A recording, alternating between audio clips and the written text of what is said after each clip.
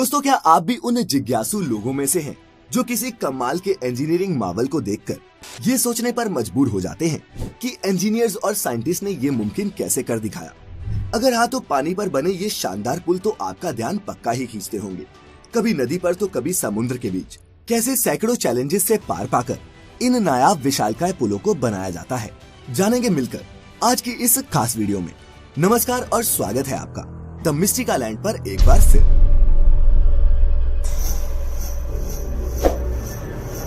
दोस्तों, हम सब ये तो जानते ही हैं कि पानी पर बने ये पुल हमारे जीवन का एक अहम हिस्सा है, क्योंकि अगर ये ब्रिज ना होते तो शायद कई गांव, कस्बे और शहर एक दूसरे से कटे ही रहते। इन ब्रिजेस की मदद से हम पानी के ऊपर से निकलकर अपना समय और ईंधन दोनों ही बचा लेते हैं।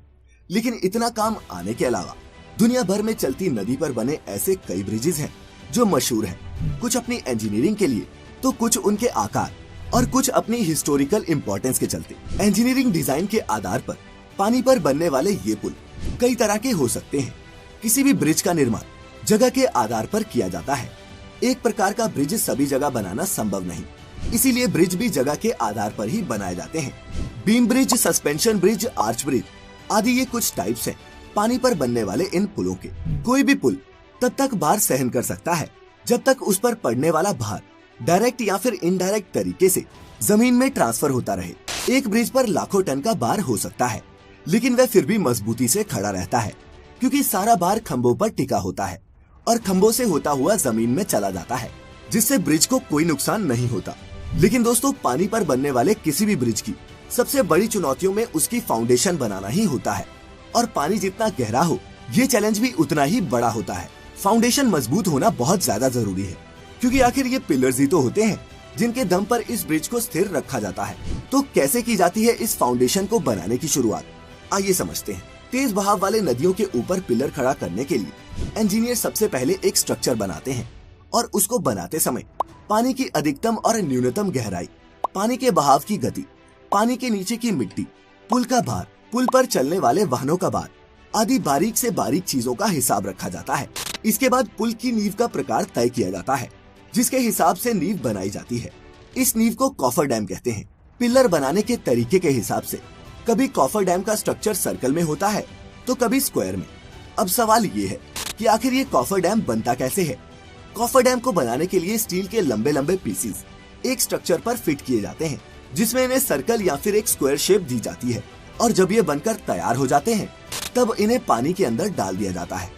दोस्तों, इस स्टील के स्ट्रक्चर को मशीन की मदद से धीरे धीरे पूरी एहतियात से पानी के अंदर डाला जाता है, ताकि ये उसमें अच्छी तरह से सेट हो जाए। इसके बाद मोटर और पंप के जरिए इस पूरे स्ट्रक्चर के अंदर के पानी को बाहर निकाल दिया जाता है, जिस वजह से यहाँ पर एक सूखी खाली जगह बन जाती है। इसी सूखी खाली जगह पर फिर पिलर बनाने का काम शुरू किया जाता है, जहाँ कई सारे वर्कर लगकर इस जगह पिलर बनाते हैं। हालांकि हर जगह इस तरह से काम नहीं किया जा सकता। अगर पानी बहुत गहरा हो तो ज्यादा गहरे पानी में ये कॉफर डैम बनाकर नहीं डाल सकते। जैसे समुद्र में बीम बनाने के लिए समुद्र के तल में सबसे पहले कोई ठोस जगह देखते हैं, उसकी गहराई मापते हैं।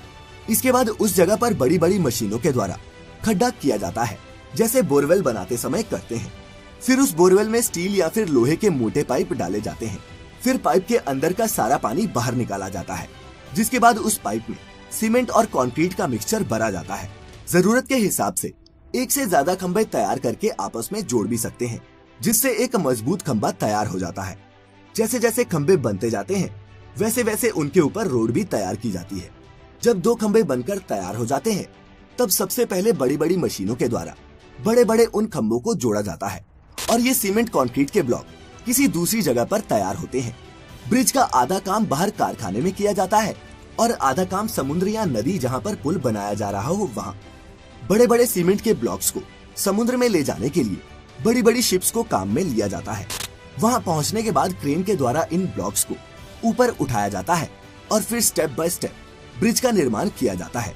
वहीं दोस्तों, कई सिचुएशंस में फ्लोटिंग कॉफर डैम्स भी बनाए जाते हैं, जिसमें या तो उसके नीचे कुछ ऐसी मशीनें फिट कर दी जाती हैं जो पानी के ऊपर तैरती रहती हैं, या फिर जहाज की मदद से इन्हें एक जगह से दूसरी जगह ले जाया जाता है, जिसके बाद इन्हें रोटेट करके पानी के अंदर डाल दिया जाता है। दोस्तों, इस पूरी प्रक्रिया में काफी समय लगता है और ये काम थोड़ा खतरनाक भी होता है, लेकिन दोस्तों जितने भी लोग इस तरह के काम में लगे होते हैं वो काफी प्रोफेशनल होते हैं, चाहे वो वर्कर हो या फिर इंजीनियर्स। सभी को इन कामों का काफी अनुभव होता है, जिसके बाद ही उन्हें ऐसे जटिल प्रोजेक्ट्स पर काम करने के लिए भेजा जाता है। क्योंकि अगर ये ब्रिज किसी नौसिखिए द्वारा बनाए जाए तो उसका खामियाजा कई लोगों की मौत से भुगतना पड़ सकता है। अब हमारे अपने ही देश के मुंबई शहर में स्थित बांद्रा वर्ली सी लिंक को ही ले लीजिए। इस 5.6 किलोमीटर लंबे स्टील के स्ट्रक्चर को इंजीनियरिंग का बेहतरीन नमूना कहा जाता है, लेकिन पानी के ऊपर इसे बनाना आसान नहीं था।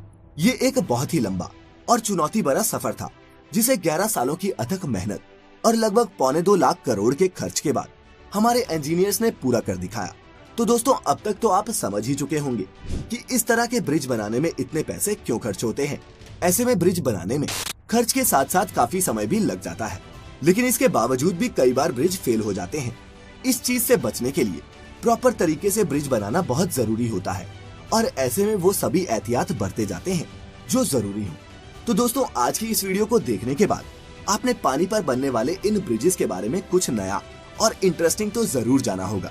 इसीलिए इस वीडियो को खुद तक सीमित ना रखें और शेयर करें इस अद्भुत नॉलेज को अपने दोस्तों और रिश्तेदारों के साथ ही अगर आप हमारी ये वीडियो पहली बार देख रहे हैं तो सब्सक्राइब करें the mystical and YouTube channel और लाइक करें हमारे फेसबुक पेज को भी, क्योंकि इंटरेस्टिंग वीडियोस का ये दौर यहीं खत्म नहीं होता।